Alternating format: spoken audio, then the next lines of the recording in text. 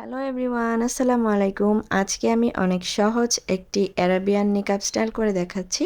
আশা করি সবার ভিডিওটি ভালো লাগবে। সম্পূর্ণ ভিডিওটি দেখতে থাকার অনুরোধ রইল। প্রথমে আমি কালো রঙের হিজাব নিয়েছি, যেহেতু আমি কালো নিকাব পরবো। আর এই অ্যারাবিয়ান নিকাবগুলো কালো পরলেই কিন্তু সবচেয়ে বেশি সুন্দর লাগে। এখন আমি হিজাবটা পরে নিচ্ছি। প্রথমে গলার নিচে আমি পিন করে দিলাম।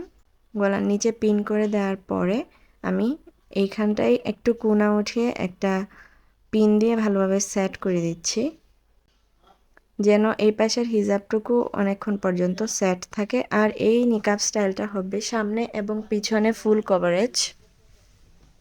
এখন আমি আমার যে নিকাবটা রয়েছে এটাকে পরে নিচ্ছি। আর আমি হিজাবের একটা অংশ শর্ট আর একটা অংশ একটু লং নিয়েছিলাম। এখন আমি নিকাবটাকে পরে নিলাম আর ভিতরে মাস্কটাকে ভালোভাবে খুলে নিচ্ছি। তো এই যে নিকাবটা পরার পরেই কিন্তু অনেক বেশি সুন্দর লাগছে। এখন আমি হিজাবের যে মেন পার্টটা সেটাই করব। বড় যে অংশটা আমি হিজাবের নিয়েছিলাম এটাকে আমি এভাবে এক পাশ থেকে ধরে অপর পাশে নিয়ে যাব এবং গলার নিচের কিছুটা অংশ আমি খালি রেখেছি।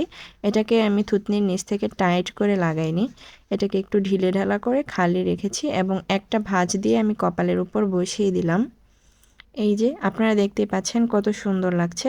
এখন আমি পিন দিয়ে দুই পাশে সেট করে দিচ্ছি। এই যে এই পাশটায় আমি একটা সুন্দর পিন এখানে নিয়েছি এবং এখানটায় আমি আটকে দিচ্ছি।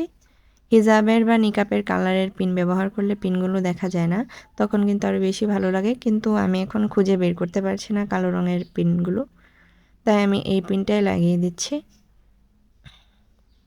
এরপর অপর পাশেও আমি আরও একটি পিন লাগিয়ে দিচ্ছি। এইখানটায় কিন্তু পিন লাগানোটা অনেক বেশি সেনসিটিভ, কারণ মুখের চামড়াটা অনেক বেশি নরম থাকে, যে কোনো সময় অ্যাক্সিডেন্ট হতে পারে। তো এই যে আপনারা দেখতেই পাচ্ছেন ফুল কভারেজ হয়ে গেল কিন্তু আমার এই নিকাব স্টাইলটি।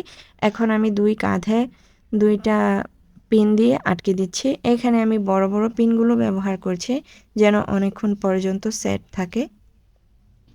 এখন অপর কাঁধেও সেমভাবে আমি আরেকটা পিন দিয়ে ভালোভাবে আটকে দিলাম। আমার ভিডিওগুলো ভালো লাগলে অবশ্যই ভিডিওতে লাইক করে দিবেন আর আমার চ্যানেলটিকে সাবস্ক্রাইব করে পাশে থাকবেন। কেমন ভিডিও চান কমেন্ট করতে পারেন, আমি সবার কমেন্টে রিপ্লাই দেওয়ার চেষ্টা করব। আজকে এই পর্যন্তই, এই ছিল ফাইনাল লুক। আল্লাহ হাফেজ।